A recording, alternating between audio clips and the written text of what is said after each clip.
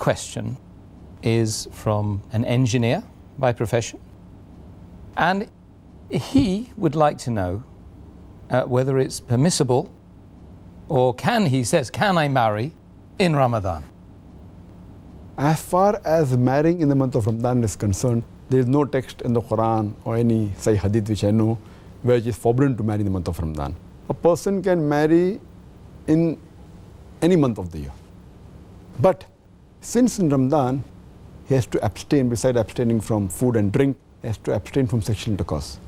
So it depends upon him that when he marries in the month of Ramadan, the lady he marries is a new wife.